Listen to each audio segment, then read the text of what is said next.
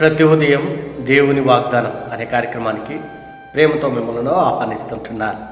ఈ ఉదయకాల సమయంలో దేవుడు మన కొరకు ఏర్పాటు చేసినటువంటి వాక్య భాగము హబక్కూకు గ్రంథము 2వ అధ్యాయము 4వ వచనాన్ని ధ్యానించుకుందాం. హబక్కూకు గ్రంథము 2వ అధ్యాయము 4వ వచనాన్ని ధ్యానించుకుందాం. వారు యథార్థపరులు కాక తమలో తాము అతిశయపడుదురు, అయితే నీతిమంతుడు విశ్వాస మూలముగా బ్రతుకును. క్రీస్తునందు ప్రియమైన దేవుని బిడ్డలారా, ఈ ఉదయకాల సమయంలో పరిశుద్ధాత్మ దేవుడు మనకిస్తున్నటువంటి వాగ్దానము, అయితే నీతిమంతుడు విశ్వాస మూలముగా బ్రతుకును. ఈ యొక్క వాగ్దానాన్ని దేవుడు మనకును మన కుటుంబాలకును ఆశీర్వాదకరముగా మార్చునుగాక.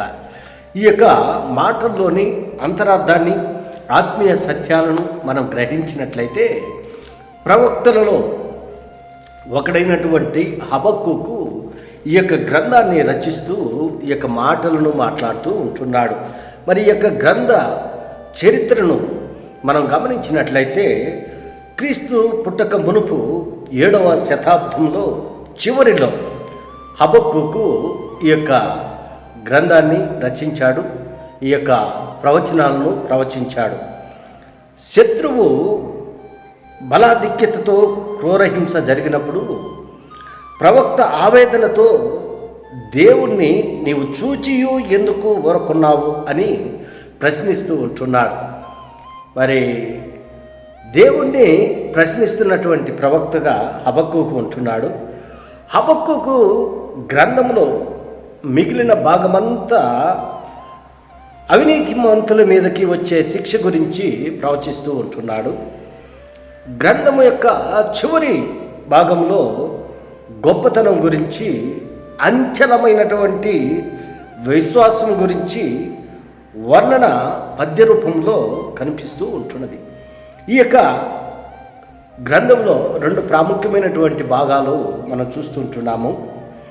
హబక్కూకు ఫిర్యాదులు మరియు యెహోవా జవాబులను మనం చూస్తూ ఉంటున్నాం.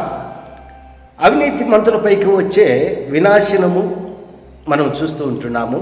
చివరిగా హబక్కూకు మరి ప్రార్థనను మనం చూస్తూ ఉంటున్నాం. క్రీస్తునందు ప్రియమైన దేవుని బిడ్డలారా, ఇది ఈ యొక్క గ్రంథం యొక్క క్లుప్త వివరణ. మరి మనం చదువుకున్నటువంటి వాక్య భాగంలో దేవుడు మనకిస్తున్నటువంటి వాగ్దానంలో, అయితే నీతిమంతుడు విశ్వాస మూలముగా బ్రతుకును అని హబక్కూకు ప్రవచిస్తూ ఉంటున్నాడు.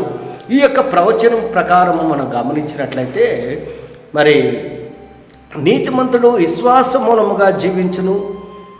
మరి అక్కడ పైభాగంలో మనం గమనించినట్లయితే, వారు యథార్థపరులు గాక తమలో తాము అతిశయపడుదురు.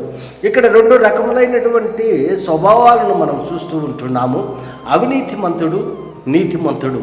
మరి అవినీతిమంతుడు ఏ రీతిగా ఉంటున్నాడంటే, తమలో తాము గొప్పవాళ్ళం అనుకొని నాకే ఎక్కువ విశ్వాసం ఉంది అనుకునేటువంటి తత్వం కలిగినటువంటి వారు ఈ లోకంలో ఉంటున్నారు. అయితే యథార్థముగా జీవించేటువంటి వారు నీతి మూలముగా మరి బ్రతుకుదురు అని అబ్రహాము నీతిమంతుడిగా ఎంచబడెను. ఎందుకనగా తన విశ్వాసాన్ని బట్టి అబ్రహాము నీతిమంతుడిగా ఎంచబడ్డాడు. ఈ లోకంలో మనము ఏ రీతిగా మనం జీవిస్తూ ఉంటున్నాం? విశ్వాసం కలిగి మనం జీవిస్తూ ఉంటున్నామా? అవిశ్వాసంతో మనం జీవిస్తూ ఉంటున్నామా? మరి ప్రవక్త మరి 2 రకములైనటువంటి స్వభావాలు కలిగినటువంటి వారి గురించి మరి ప్రవచిస్తూ ఉంటున్నాడు. కొంతమంది అతిశయపడతారు. నాకే మొత్తం తెలుసు, నాకే ఎక్కువ విశ్వాసం ఉంది, నేనే దేవుణ్ణి ప్రేమిస్తున్నాను, నేనే దేవుని యందు భయభక్తులు కలిగి ఉంటున్నాను. వాళ్ళకై వాళ్ళే డంబము కొట్టుకునేటువంటి వారు ఈ లోకంలో ఉన్నారు. మరి నీతిమంతులు ఉన్నారు, విశ్వాసంతో జీవించేటువంటి వారు ఉన్నారు. ఎలాంటి వారిగా మనం ఉంటున్నాం? దేవుని యందు భయభక్తులు కలిగి ఆయన త్రోవల్లో నడిచేటువంటి వారిగా మనం ఉంటున్నామా, లేదా డంబములు పలుకుంటూ జీవిస్తూ ఉంటున్నామా? ఈ లోకంలో మనం గమనించినట్లయితే అనేక మంది మరి ఇలాంటి కోవ చెందినటువంటి వారుగా ఉంటున్నారు.